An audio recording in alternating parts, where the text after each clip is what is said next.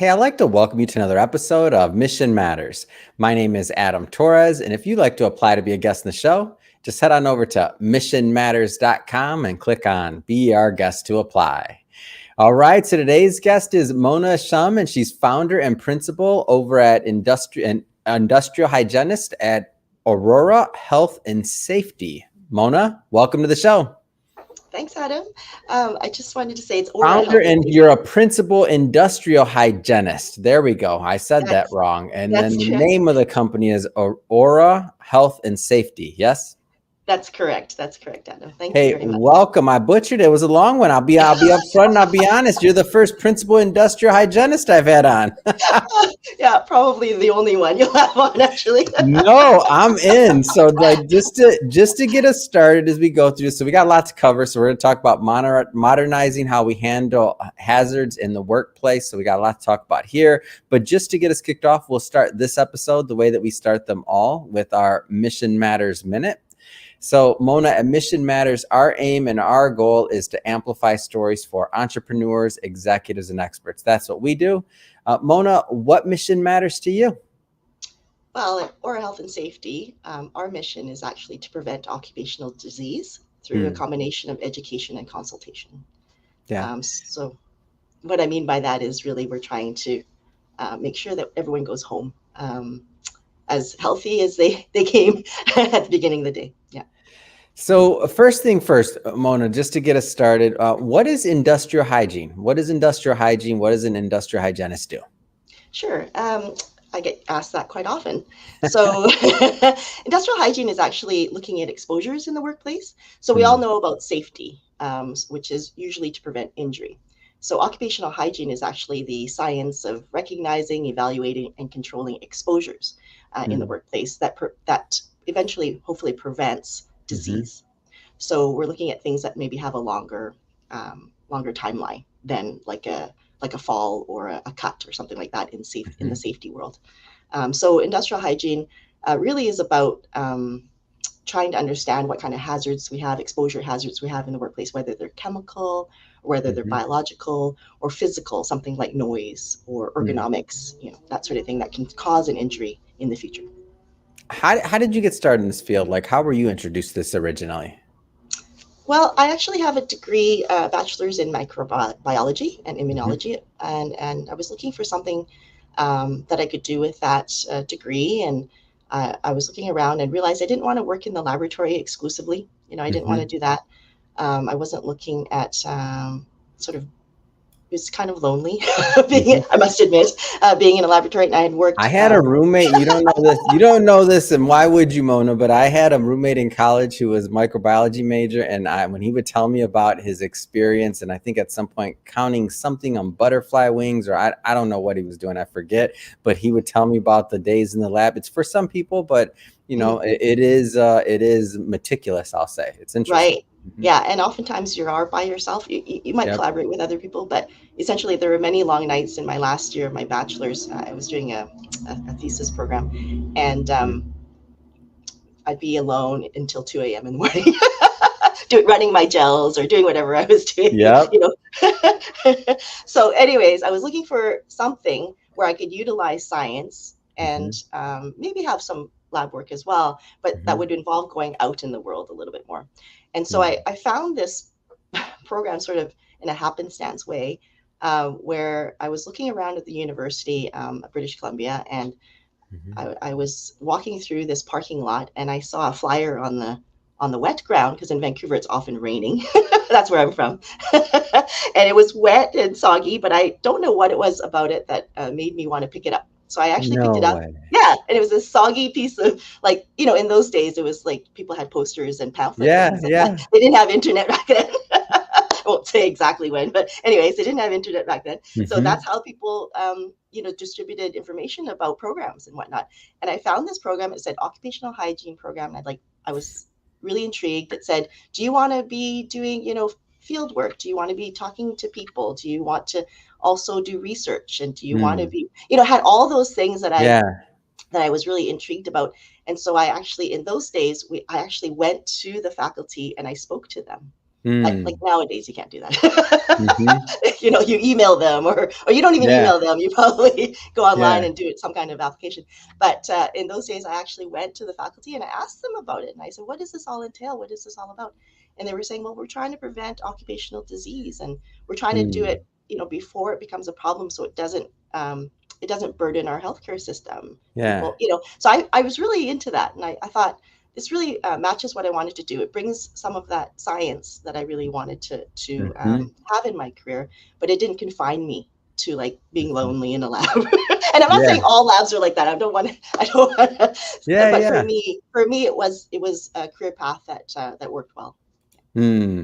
That's so interesting how we can have these changes in life. Like you picked up a piece of paper on the ground, Yeah, literally, and it took you in exactly. a whole nother direction. I've Yeah. had some people that I've interviewed that somebody asked them a question, or somebody like these little moments in time that can Mhm. like take us down a path that leads to other things. I love stories like that when it's a little Yeah. bit of just kind of almost fate, like drawing you to Really, it. really Mhm. is. I mean, I normally don't pick up wet garbage off the ground. Like I just really, it's not a habit of That mine. was Okay. my next question, Mona. Do you often pick up wet?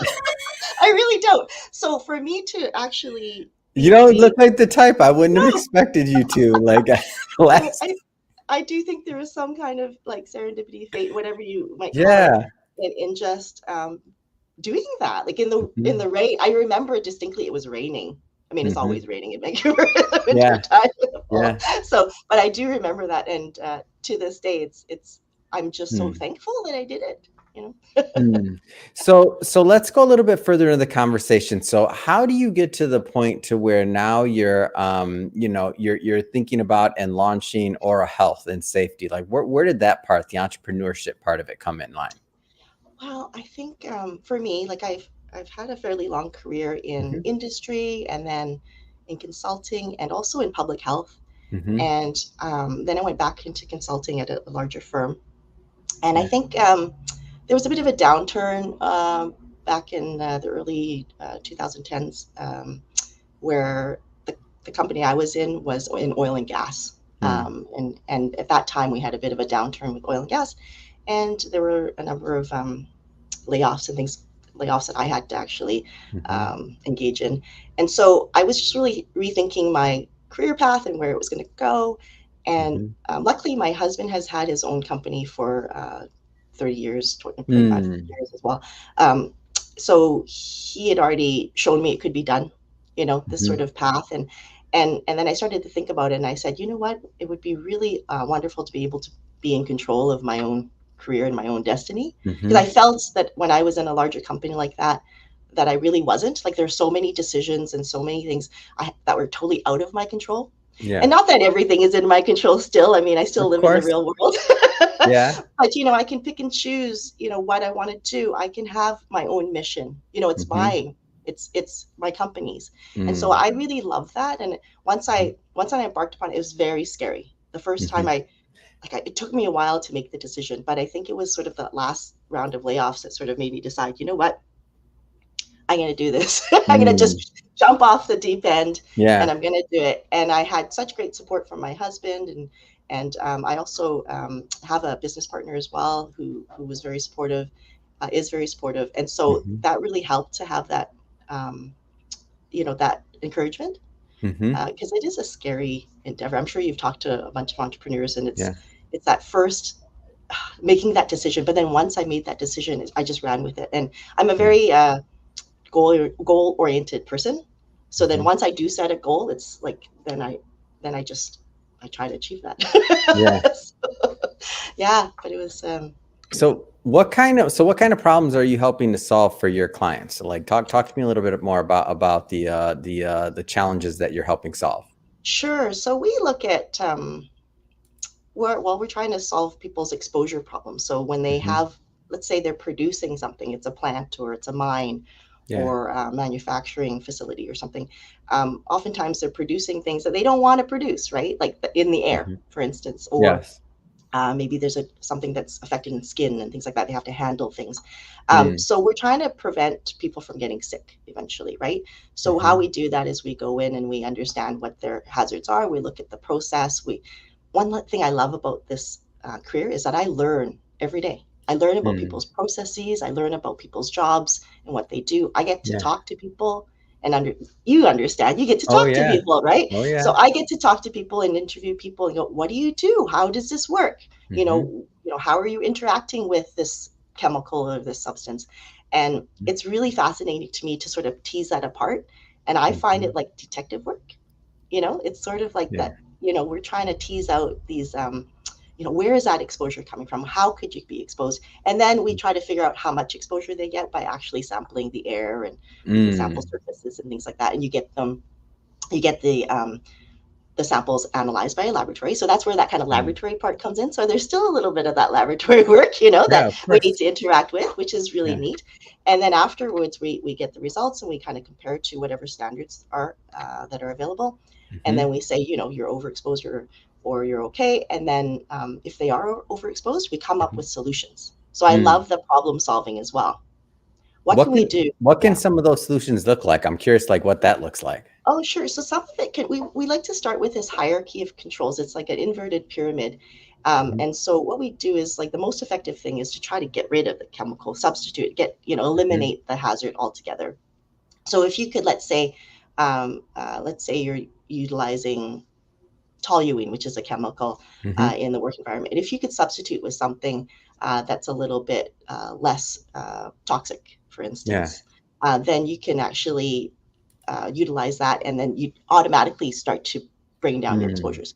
But then next to elimination or substitution, then you can actually do things like ventilation, where you could bring that air away Hmm. from these people, or you can contain that in a box. So people use lab fume hoods, for instance, to contain that toluene or that chemical, right, inside a Mm. box, so that air is being drawn elsewhere. So those are sort of the engineering controls, which is the next thing.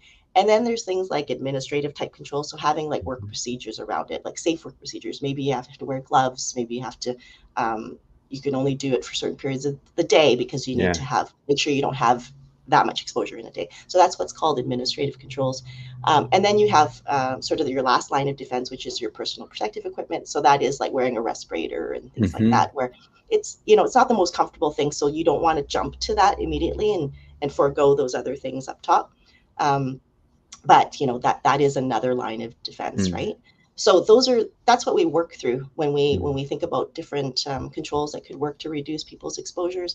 And it's also working with the workplace, because what's realistic too. So we have to Mm. take that into consideration, because if we suggest something and, like, oh, you need to get a $3 million upgrade on your Yeah. ventilation system, that'll solve all your problems, and you're Yeah. talking to a mom and pop organization, they're going to be like, yeah, okay, yeah, see ya. Okay, Thank things you. like Yeah. that, Thank you right? for that advice. Yeah.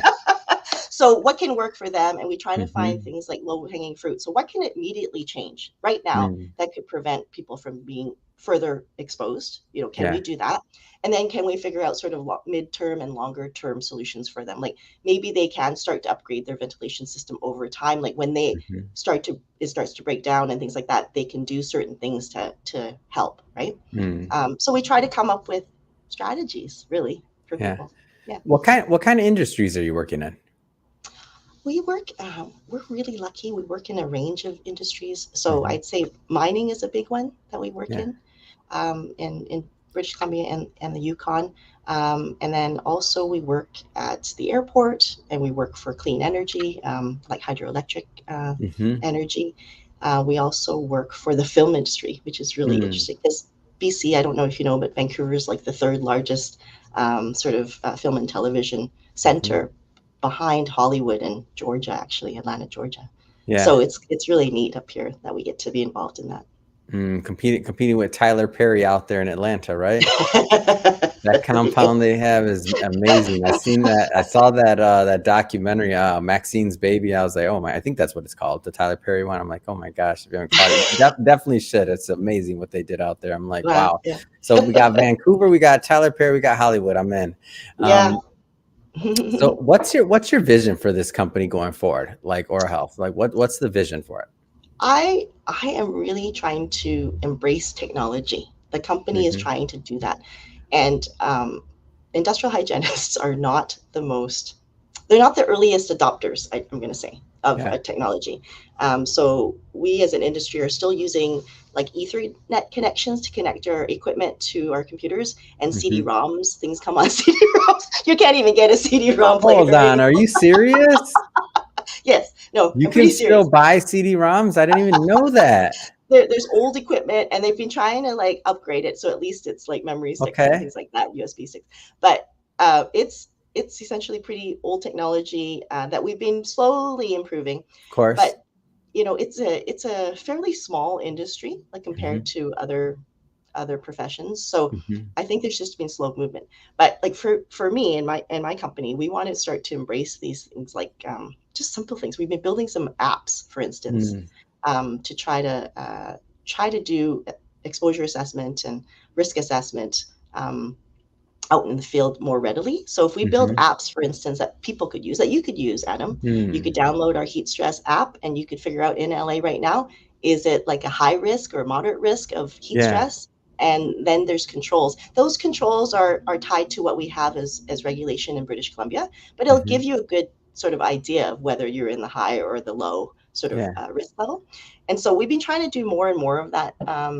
At Aura, we've been building we built a wildfire smoke app, same sort of Mm. thing, which tells you like, are you at high risk or moderate risk or low risk Mm. of exposure to wildfire smoke. And so here it's becoming a huge issue in Canada, and Yeah. you probably And is down that, in and are California these too. Yeah. apps, I know you do, of course, B2B, but are these apps kind of almost like a B2C component too? Like anybody can download them, or is this only Anyone, still for the anyone, businesses? anyone Okay. can download them. So you could download it out of Mm. it. So if you go, it's actually, Yeah. we built it for a client, but our client is happy to share because they want to share with the world, which is fantastic, a wonderful philosophy. Yeah, that's amazing. So yeah, it's IATSE, IATSE 891.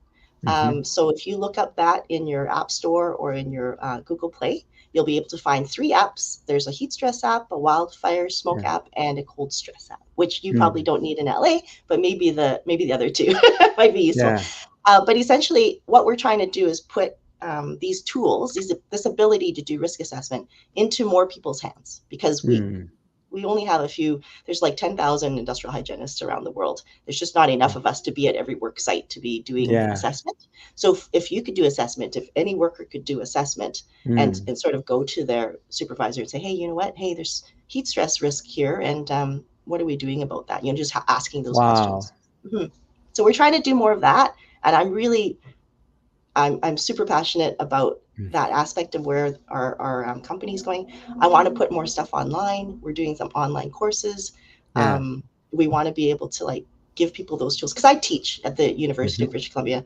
I'm an adjunct professor there, and I teach to 10 to 12 master's students every year, right?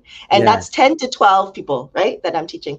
Can we bring that knowledge to more people around Canada, around the Yeah. US, around the world, and distribute that knowledge and do it more efficiently? So I believe Mhm. online, is the way to go, with some in-person training perhaps too, where you have to like come in and actually do some hands-on. Of But course. essentially, if we can do that, if we can do that on a larger scale, I mean, that's so Hmm. exciting to me. That is Too. exciting, and when I look at it, it's also just, and I like you coming on a program like this to educate people on what's going on and otherwise, because other than maybe some niches, people don't even know. So Yeah, and now never that you heard of it, have the right? apps coming out and different things, and as you continue to build the platform and that component of it, and Mm. empower others, like even just to attract others to the field too, like you're creating a whole nother ecosystem is the way I see it. Hmm. Yeah, I'm so excited. Like I was just at this International Occupational Hygiene Association conference Hmm. in Dublin, and my colleague and I, Elizabeth Liu from Exponent, she and I presented this work that they're doing with the Department of Defense down there. And I'm allowed to Mm. talk about it because we actually did speak about it at this conference. It's okay. So she's doing some really interesting work with wearables. So, wearable watches, chest straps, Mm. sweat monitors, things like that. Yeah. And they were doing it for the military purposes. But I was thinking, can't we use it for occupational populations? Because we have Hmm. the same issues. So I work with wildland firefighters. I've been doing that for several years. Yeah. That's a perfect population. So we've begun to have those conversations with wildland firefighters and saying, are you interested in this type of technology to detect things like heat stress risk? Because you could do it through heart rate. That's one method of doing, Yeah. like looking at heat stress risk. Can we look at fatigue? Hmm. And there are certain, body battery sort of algorithms and things like that that people have out there. And then can we look at dehydration and what kind of hydration needs that individual people might need? Hmm. Because your Hmm. needs might be different from mine, Adam. It might Hmm. be I sweat way more salt than you or something like that. And then I Yeah. need to have different electrolytes. So if we can have more individualized controls, that brings hygiene to this other level. Because it used to be we just measured the air and the environment out here, and then we Yeah. put in like wide, you know, uh, general controls for everyone. Same Hmm. control for everyone, right? Right. But Yeah. in this case, with wearables, you can have individualized controls, which would be really Wow. fascinating. So I'm super excited by this aspect of like of embracing technology. So Oh, that's amazing. It's fun. And it's fun to see how this is going to all evolve. Like with yes. wearables, apps, otherwise from CD-ROMs to wearables. I had to bring it up. I had to bring it up. Had to do it. So Like this funny. is interesting. And Yeah. and when you think about things like just on the world event, like whether it's climate change or just in general, like other things that are happening, like this is in line. And I think it all kind of follows in this narrative of Hmm. like of safety really and what we want to do next. Mm. Hmm. Hmm. Yeah, no, I know that a lot of people are afraid of it because Yeah. it's new, right? And I think we have to go in eyes wide open. Like we have to know what the Mhm. limitations of these devices are and everything, Yeah. right? Like, but I was at the doctor yesterday. They said something about efficacy of whatever treatment they were going to Hmm. give me, and they said, you know what, this one treatment, it's bulletproof. It's really good. It's wonderful, but people don't do it. They don't comply, right? And if you do this other one, it may not be great for people with a severe Yeah. issue or anything like that, but for mild and moderate issues, this one works great because people use it.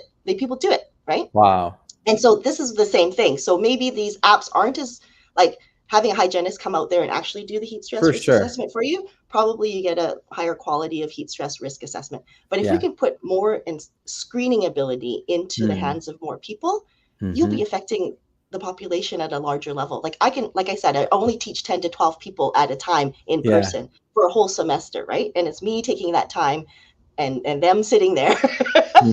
in a Yeah. room to Yeah. do this. So I can only do so much that way. But if I could do it this other way, and it can affect more people. And I'm super uh, just passionate about that idea Mm. of bringing it to more people. It's amazing. Well, Mona, this has been so much fun having you on the show today and learning more about what you're doing over at Aura Health and Safety. If somebody's watching or listening to this and they want to follow up, continue the conversation, get more info, how do they do that? You can visit our website at www.aurahealthsafety.com, and it's Hmm. AURA healthsafety.com. So Awesome. And for everybody watching or listening to this, we'll put those links in the show notes so you can just click on the links and head right on over. And speaking of the audience, if this is your first time with us and you haven't done it yet, hit that subscribe or follow button because this is a daily show. And each and every day, we're bringing you new content, new entrepreneurs, and hopefully new inspiration to help you along in your journey as well. So again, hit that subscribe or follow button. And Mona, again, thank you so much for coming on the show. And it's been a blast. thank you very much.